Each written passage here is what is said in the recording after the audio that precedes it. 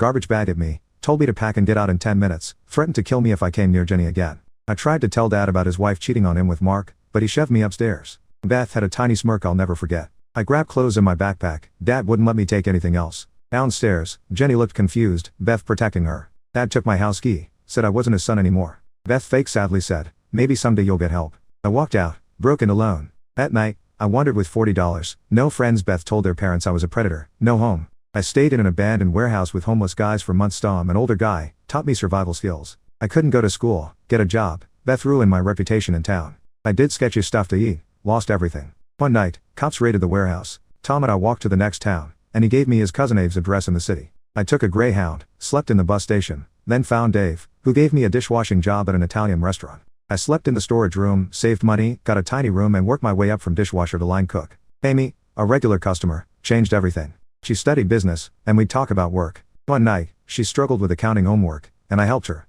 We grew close. She was the first person who didn't judge me. She asked why I worked there when I was good at business stuff. I told her I couldn't afford college, and she encouraged me to learn more. I mumbled, feeling embarrassed. You don't need college to be successful, she said. My dad never went and he owns 3 companies now. He says experience matters more than degrees. That conversation stuck with me. Started thinking maybe I could do more than just work in restaurants. I eventually got my GED by studying at the library on my days off. Amy helped me with the math parts. She never asked about my past and I never told her. Was too scared she'd stop talking to me if she knew. That was my life for about 5 years. Wake up, work, study, sleep, repeat. Then date. Didn't make friends really. Just focused on surviving and trying to be better. The whole time I kept thinking about Jenny, hoping Beth wasn't messing her up too bad. One night, Amy came in looking super excited. Guess what? Dad's looking for someone to help manage his new property development project. Entry-level position, but lots of room to grow. You should apply. I froze up. Amy, I never even finished high school. But you got your GED, right? That's all that matters. Come on, just try. What's the worst that could happen? The worst that could happen, she could find out about my past, about Beth's lies, about everything.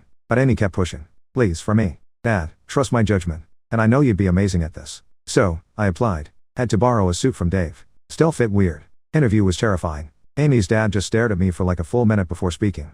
Amy says you understand business. Prove it, he said. Somehow, I managed to talk intelligently about property development trends I'd read about. He then suggested some ideas for his new project. At the end, he just nodded and said, you start Monday. When I told Amy I got the job, she hugged me. First time anyone had hugged me in years. I almost cried right there in the restaurant. See, she said, I told you could do it. That job changed everything. Her dad became like the father I wished I'd had. He actually listened when I had ideas. Taught me everything about real estate development. Within a year, I was managing my own projects. The whole time, Amy and I got closer. We'd get coffee after work, talk for hours, but I never asked her out. Kept thinking about Beth's lies about my past. Amy deserved better than some guy who lived on the streets. Then came the night that changed everything.